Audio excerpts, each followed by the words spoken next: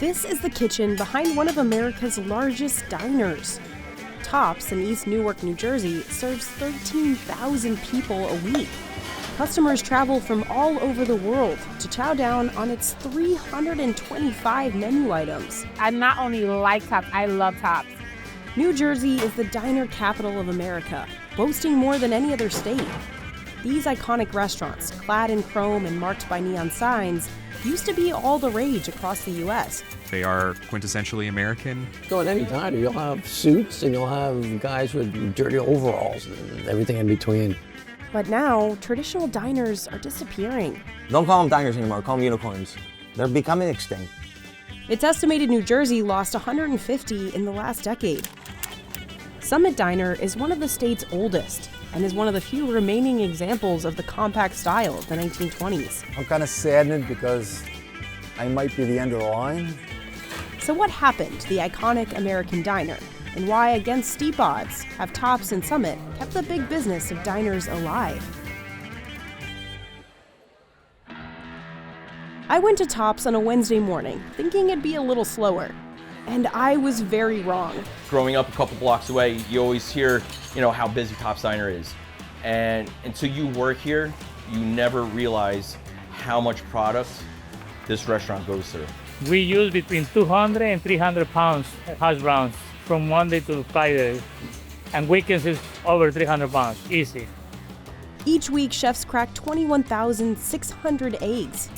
They'll end up in classic diner favorites like omelets and pancakes. If you want pancakes at 8 o'clock at night, 9 o'clock at night, we got it. No judgment? No judgment. They're also serving some local New Jersey delicacies, like these disco fries smothered in cheese and this homemade gravy. We're going old school and we're roasting the bones. We're roasting the vegetables. We're not taking any shortcuts here. The dish is so popular, each week they go through 2,400 pounds of fries. We need a walk-in dedicated just for French fries. We need a fryer just for French fries. It takes a team of dozens of chefs rotating through these kitchens.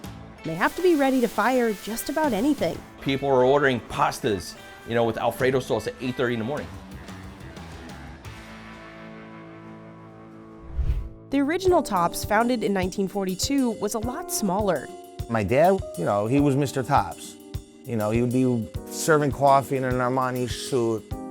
Jimmy Golimus's father brought the joint back in 1972 after moving here from Greece. If you came to my restaurant in the 80s and 90s at 2, 3 in the morning, you wouldn't believe. You'd have wise guys, drug dealers, and then a police officer, a nurse, it was insane.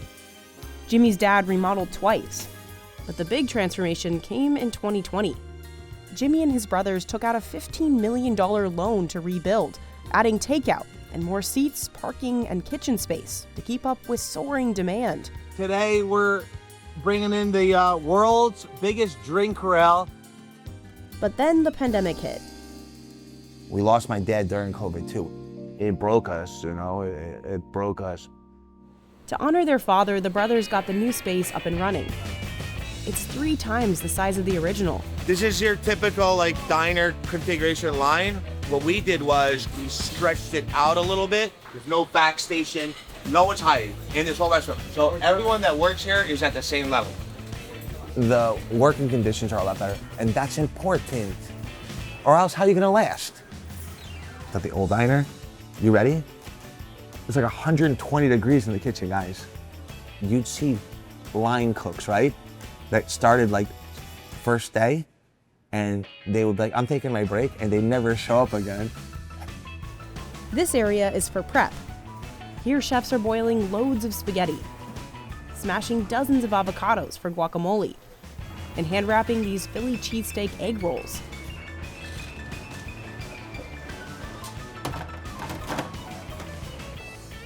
At this station, chefs are hand breading chicken for the #1 seller, chicken and waffles.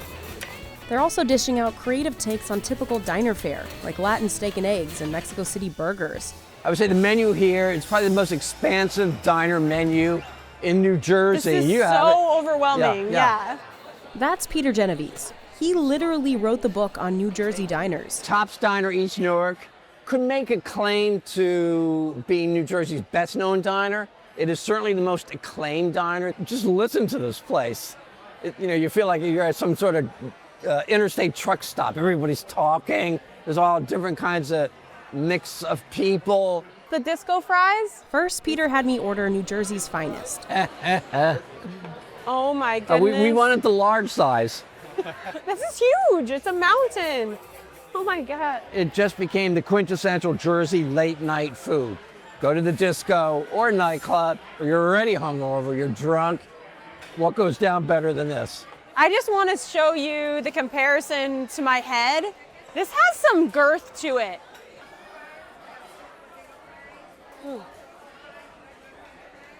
I can see why people would like this after a night out when they just want to be like cozy and warm, but also a little like sultry and do like a bad thing. And we weren't the only ones enjoying the food. With 400 seats, Tops is nothing like your typical diner. Diners definitely didn't used to look like this. And believe it or not, they didn't start in New Jersey. Diners can trace their roots back to Rhode Island in 1872. From his horse-drawn wagon, Walter Scott sold sandwiches and pies to newspaper workers on the night shift, and it was a hit. 15 years later, a guy from Massachusetts put a kitchen and standing room for customers inside his lunch wagon. It was still narrow and long, so could easily be moved on roads. Then, in the 1910s, diner manufacturers like Jerry O'Mahony from New Jersey popularized a larger stationary lunch wagon. These were for breakfast, lunch, and dinner. They could be ornately decorated with stained glass windows, varnished wood, and custom lettering. These were so fancy, owners started calling them diners, possibly taking inspiration from the fabulous dining cars on trains. Jerry O'Mahony and dozens of others in New Jersey opened factories to pump out thin, prefab diners that were the perfect size to be shipped by rail or pulled behind a truck across the country. They were wide enough for only a kitchen, a counter, and a few stools. Post-World War II was the golden age. It's estimated that 20 prefab diner manufacturers had popped up, shipping out more than 6,000 across the U.S. Up to a third of them were New Jersey made. Then diners began moving from city centers to the suburbs and getting bigger. Highways are expanding, car ownership is huge. People, especially white people, are moving out to the suburbs, right? They wanted cheap, hot meals, but on the road. And so that was a niche that a lot of diners filled once driving became such an integral part of American society. Which is why New Jersey was a perfect place for diners. It had the best highway system in the country. The state was densely populated with working-class folks looking for affordable eats. And it was a natural stopping point for travelers between big cities like Washington, D.C., New York City, and Philadelphia. Around this time, a lot of Greek immigrants from war-torn Europe worked their way up to owning many diners. It was a pretty easy way to start a business. You could buy a prefab diner, have it show up. If your English wasn't great, that was okay because it was sort of very domain-specific. You just needed to know the menu items. Their restaurants were known for colorful booths, easy-to-clean stainless steel, long Formica countertops lined with stools, tiled floors, and neon signs that grabbed drivers' attention from the road. With their bright colors and cozy feel, these restaurants became a symbol of American optimism in a lot of ways. I think the diner to people outside the U.S. is often seen as a quintessentially American thing. A grilled cheese or a hamburger or eggs and toast and bacon in the morning. That is sort of the baseline of American food.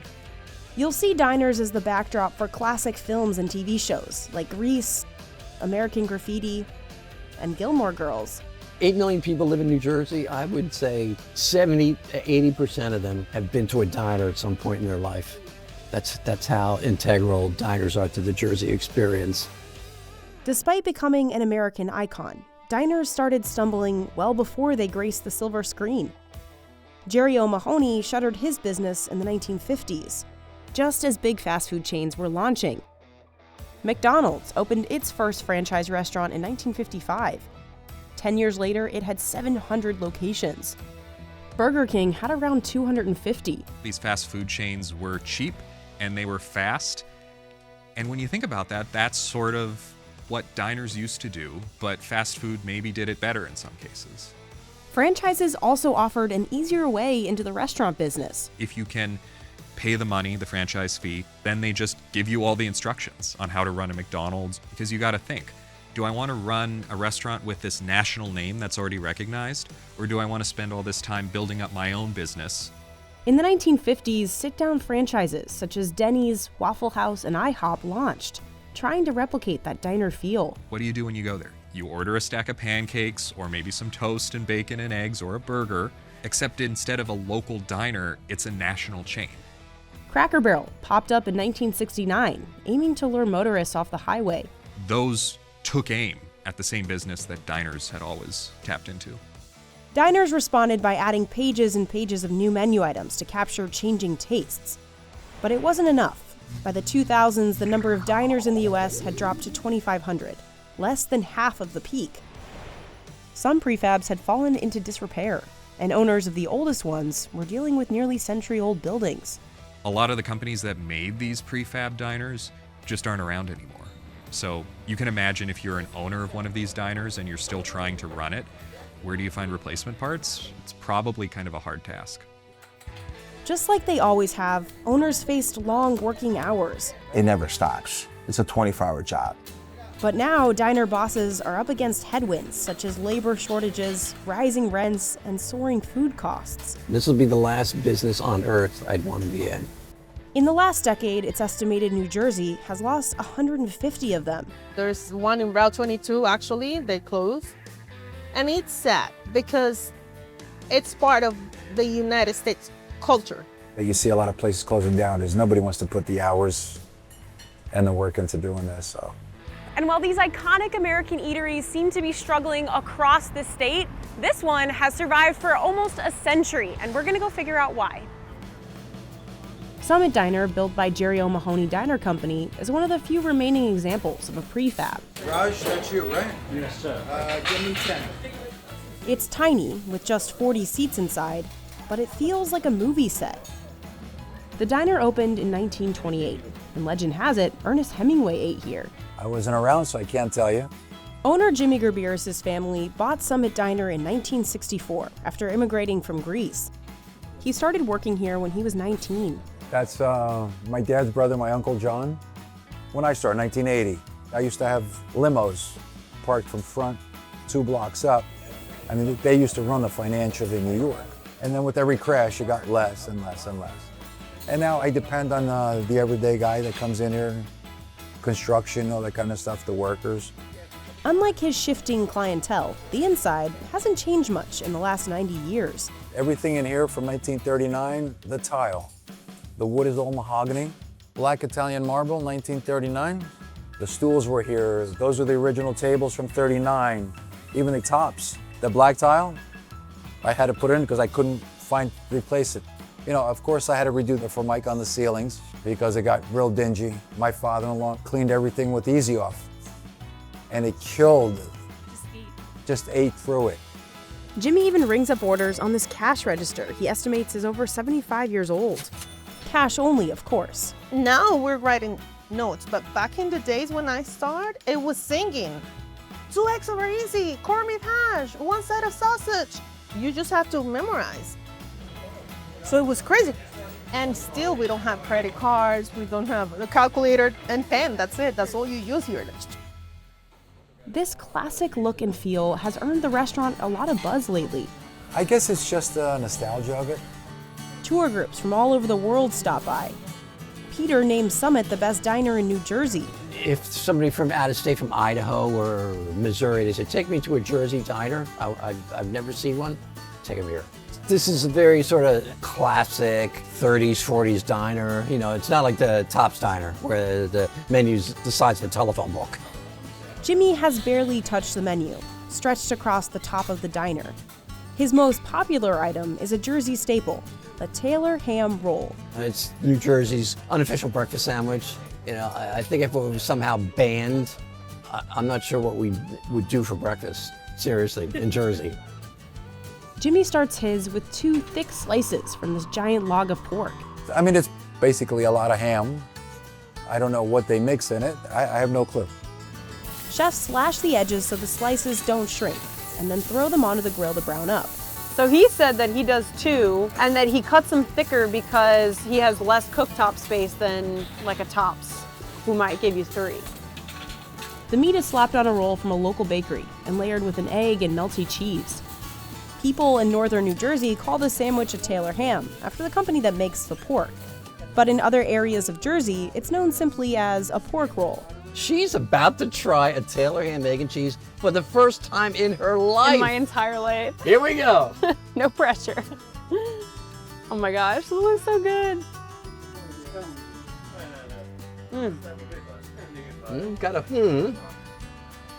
Somehow it tastes nostalgic, even though I've never had it before, if that makes sense. You got salty. Oh, it's so good.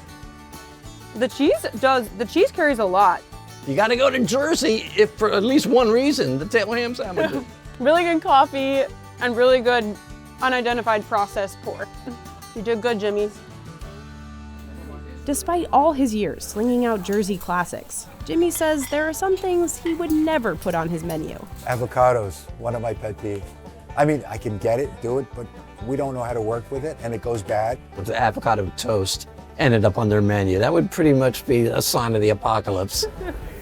Which is why Jimmy sticks to the classics. 45 years, I think I got it down.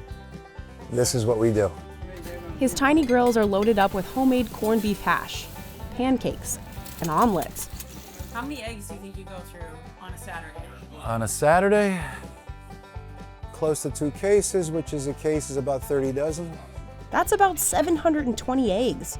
That's not bad. For a little place like this, that's a lot of eggs. And a lot of running around. I don't know where all these people come from on the weekend, Friday, Saturday, and Sunday. It's a zoo. You might have to wait 20 minutes to get your meal, which that was unheard of. They got to realize, it's a 5-foot grill. Mate, I'll do the counter. You do this. Good morning. Hey, good. How are you? Even on this busy Wednesday, the rest of our food came out within 10 minutes. We got the healthy diet Thank going you. here, right? Yes. You see the avocado in there anywhere? I heard avocado's gonna be on the menu soon. That's what I heard. Sources tell me. Oh, no, never. Never. So where's the Greek influence in this food? The cooks. Actually, there's oregano There you go. in the corned beef hash. I love that. I love the crispy bits in the potatoes and the hash.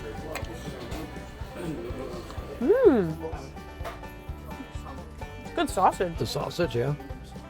It's really fragrant, like kind of Christmassy vibes. We'll try the pancake, one of my favorite foods.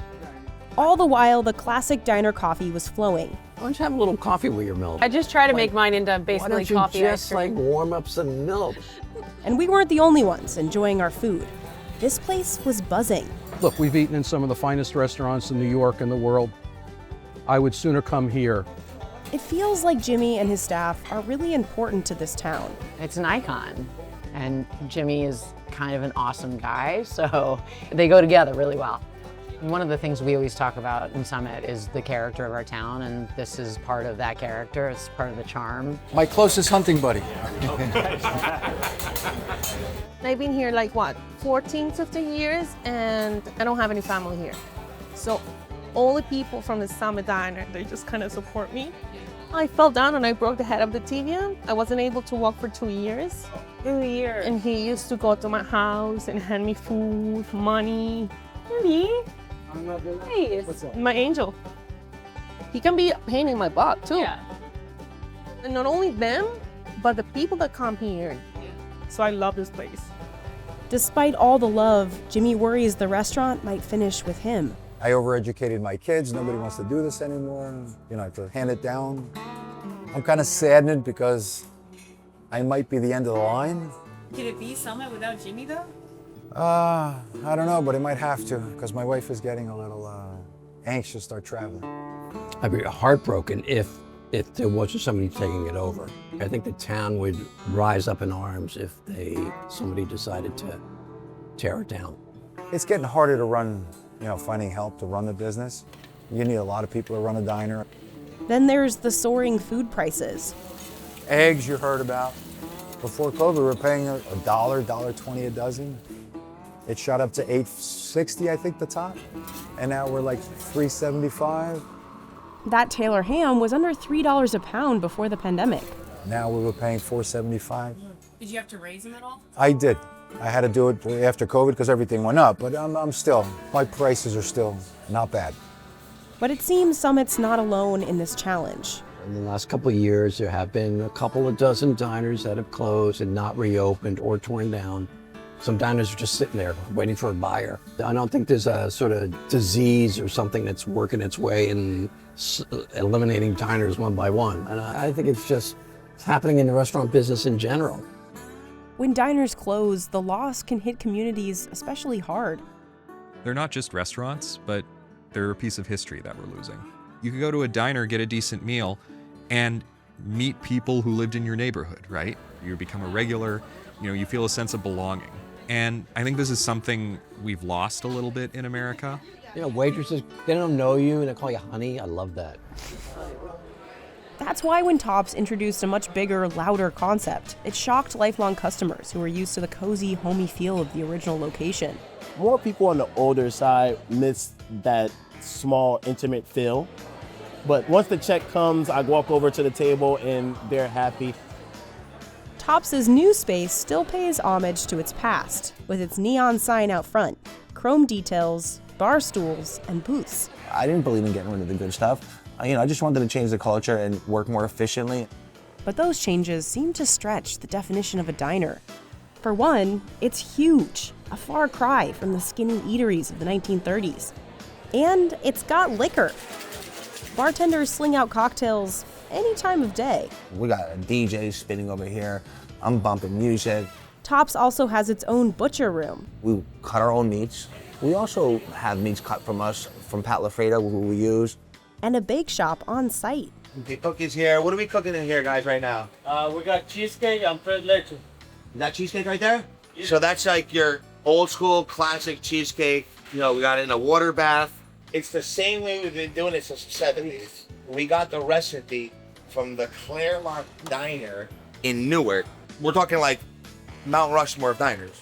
It's not just for our dessert menu. The Bake Shop makes all the pancake batter, the waffle batter, French toast. They juice over here. They do syrups for the there's so many things that they do that help the restaurant flow. This tres leches is one of their best sellers. But it's not just the cake. A lot of the menu takes inspiration from well beyond New Jersey. You'll be coming here for months and you'll never try the same thing. I'm seeing jerk chicken. Yeah. Huevos rancheros, a Dominican breakfast, eggs Italiano, the meatloaf, chicken parm. I love the meatloaf. Panela vodka, a Mexico City burger. These are what, cheesesteak egg rolls? Yeah, cheesesteak, it's a South Jersey thing. So a little like Philly, Asian, but somehow we're in New Jersey combination. Yeah, there's no special way to eat it. You can have the chicken separately from the waffles. You can put the chicken on the waffles. Chicken looks good, like nice and crispy. Kind of tastes like a grandma's back there cooking this chicken and waffles. The Latin eggs were delicious. Oh my gosh, there's a tortilla underneath here. That's so fun. So you've got some chiles, you've got pickled onions, some salsa, tortilla, peppers, avocado. It's fun to see the avocado because Jimmy from Summit said he would never touch it, And here there's avocado toast with salmon on it for like $20. So I feel like there's room, pun intended, for creativity at this diner that I don't know if Summit could venture into something like this without an uproar, right? You would never have cheesesteak or spring rolls on his menu. Why do you think Tops can get away with this? Well, they're so big. They order so much in volume, so they can order a lot of different things, throw it all on the menu, see what works. You need the volume. I need to make enough income so I could do what I need to do, because how then can I experiment? This isn't the first time Tops has broken diner tradition. In 2006, it stopped opening for 24 hours a day. It was like breaking news on CNN. Other owners call up, what's going on? Is it dangerous at the time? No. Another thing that sets Tops apart from other diners? It's a little pricey. I mean, chicken. A $7 latte? Yeah. Yeah, chicken dishes, $25, almost $30. Spaghetti dishes, $15, $20. While pancakes here are only a few dollars more than at Summit's, the omelets, disco fries, and egg platters are almost double the price. You know, they're reasonably affordable, but some of the, he's got to pay the mortgage. But all these changes seem to have worked. I like the ambiance, I like the people. I'm here every time I'm off from work. The food is delicious. You know what I will say is I do think that this has a younger audience than Summit. And we went on the same days at the same time. Look at what I have. I got 180 parking spots. I got a 16,000 square. But this is like the Vatican of diners, right? And I want to like. You didn't say like the Acropolis. Yeah, I should have said the Acropolis, right? I think a lot of people see the size of this place and they're like, man, not diner anymore. You know, like what? Yeah, always. You're not a diner. You're not a diner. You're not a diner. I don't care. I love it. Look at the menu. I mean, it's a diner menu. I don't know. I don't know what we are. We're the unicorn. I think in America today, you see diners like Tops that have pushed the envelope a little bit on what a diner can be in order to remain relevant. At the same time, you also see diners like Summit, which have remained a little more traditional and close to what people expect a diner to be in some cases. And there's room for both. Peter sees this as a sign that we don't need to worry about diners completely disappearing. Diners are forever. I mean, I really believe that. You know, will there be more diners closing in the next couple of years? Sure. But a diner can thrive anywhere. These places do feel like unicorns. More than a business, they feel like community centers for friendly folks from all walks of life to converge over a cup of coffee and a stack of pancakes. I'm fortunate and grateful because I have them as my bosses, and the people here are very, very nice. I hope these keep us going till 100 years probably. One thing that I've heard is like in diners, waitresses say, "Hi, honey, how you doing? Hi, sweetheart." Do you call your clients that? Sometimes I do. When I do it, it's because I'm hungry. I'm like, "Yeah, honey, I'm coming. I'm coming. Yeah. I'm coming, honey."